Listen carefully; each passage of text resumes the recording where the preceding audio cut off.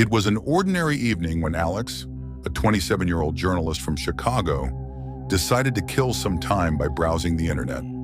She had been following a series of bizarre, unsolved cases for her latest article, and one evening, she stumbled upon a thread titled, "Two Deeply Disturbing Internet Rabbit Holes That Will Change You Forever." Intrigued, she clicked. The first link led her to a dark, hidden part of the web that she had never explored. It was an unmarked forum with only a few posts, all dated from the past decade. The thread was titled, "The Blackout Experiments." The post read, "For years, researchers have been conducting illegal and unethical mind control experiments through public internet channels. They have used audio, visual cues, and manipulation techniques that aren't just dangerous. They are deeply sinister. You won't be able to stop once you start. Are you ready to experience it?"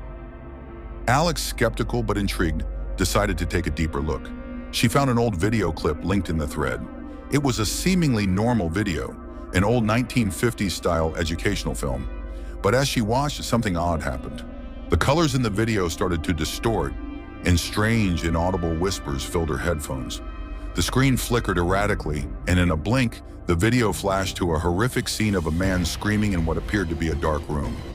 His face was contorted in agony, and it was clear that he was being forced to watch something. As Alex tried to pause the video, her screen froze. She quickly unplugged her laptop and tried to calm her racing heartbeat. The video had seemed so real, so unsettling.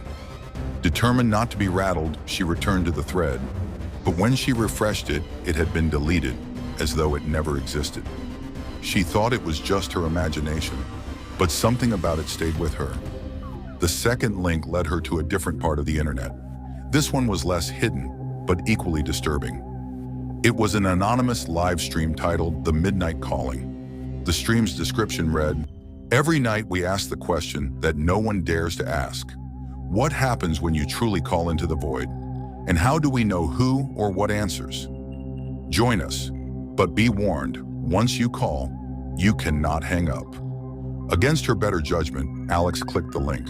The stream was unlike anything she had ever seen. A dark figure, wearing a tattered hood, sat in front of a crackling fire, the flames dancing unnaturally. In the background, soft chanting filled the air. The figure was staring into the camera, not blinking, not moving.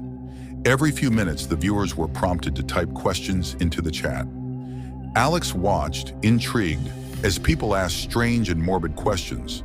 Questions like, what happens after death? And how do you summon the forgotten ones?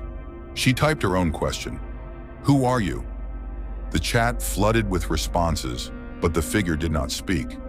Instead, it reached up, pulling down its hood, revealing a face that seemed oddly familiar to Alex. Her breath caught in her throat. It was her own face. Suddenly, the screen went black. Alex sat in stunned silence. When she tried to refresh the page, the stream was gone. Nothing but a cryptic message appeared. You've asked the wrong question. There is no going back now. For days after that night, Alex couldn't shake the feeling that something was watching her. Her sleep became restless, filled with strange dreams. She would wake up to find messages on her phone and computer. Messages she didn't remember sending. Links to pages she didn't visit. Timestamps on videos she hadn't watched. A haunting thought began to take root in her mind. What if there were people or things on the other side of the internet, watching, waiting, pulling her deeper into their web? Desperate to understand, Alex began researching, trying to find answers to what she had encountered.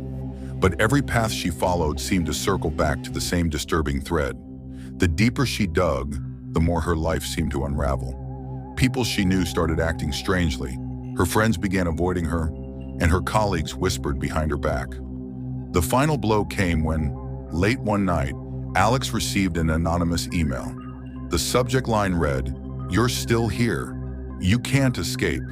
Attached was a video, a recording of her own apartment, taken from the shadows. In the video, she saw herself sitting in front of her laptop, unaware of the figure standing silently behind her. Alex knew then that the rabbit holes were no longer just on the internet.